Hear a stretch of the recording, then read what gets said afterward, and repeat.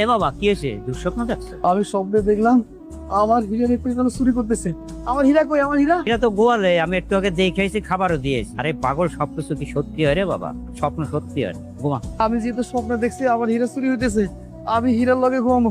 আমি হীরার কাছে যাবো, আমি হীরার কাছে যাবো। আরে যাও দে, আমার পোলাটা পাগল বৌমা, আসলে ওর কোনো দোষ নাই বুঝছো। তোমার শাশুড়ি মারা যাওয়ার সময় তো গেদা আছিল, কারোর সাথে মেশার খেলার সাথীও আছিল না, কেউ আছিল না। হীরারে যখন আনলাম, হীরাও ছোট, হীরা একটা খেলার সাথী পেয়ে গেল ওরে লইয়া। ওর জায়গায় আমি থাকলে আমি ওই কামটাই করতাম। ওদের পিছিয়ে আমার এত টাকা খরচ করে কি লাভ হলো? আমরা অনেক চেষ্টা করছিলাম, একটির জন্য হীরাটা হাতছাড়া হয়ে গেল। আপনি কোনো চিন্তা করবেন না, এই তুফান আর বুলেট একসাথে থাকলে খেলা খতম। কি রে হীরা, তোরে নিয়ে তো এতদিন আমি কোনো দুঃস্বপ্ন দেখি নাই, কিন্তু আজকে কেন দেখলাম? গরুর লগে তো লোক আছে, এই এনে যদি একবার ধরা খাই তাহলে অবস্থা খারাপ আছে। ওই লোকটা যদি জানতো গরুর পেটে 3 কোটি টাকা হীরা আছে, তাহলে ওই যে কি করতো। কি রে, কথা কইতেছিস না কেন?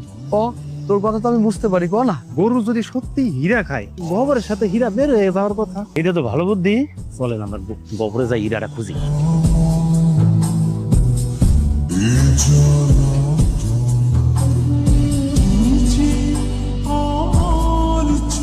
আমি একটা কাম করি, খেতা কম্বল নিয়ে আসি।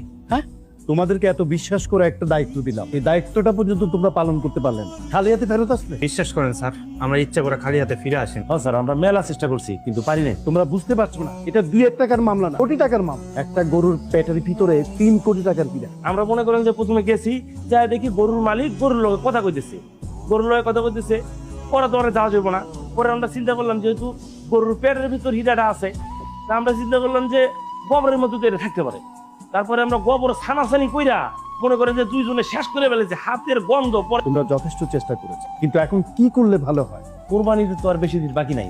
ওনারে আমরা কইলাম যে আমরা কোরবানির লাগে গরুটা কিনতেছি, তাহলে দিয়ে দিবি। আব্বাস, এই আইডিয়াটা ভালো। কোরবানির কথা তো বুঝছি, কোরবানির সময় মাংসের বেলা দাম। অসম্ভব, আমি আমার হীরারে বেচুম না। বেচুম না মানে বেচুম না। উনি মুরব্বী মানুষ, ওনার লগে এমনি কথা কইতে হয় না। শোনো বাবা, কোরবানির সময় সবার গরুর দরকার হয়, এই জন্য আমি তোমার বাবার সাথে এই গরুর বিষয়ে কথা বলছি। আমার হীরারে আমি বেচুম না। এই গরুর দাম আর কত হবে? 40 থেকে 50 হাজার।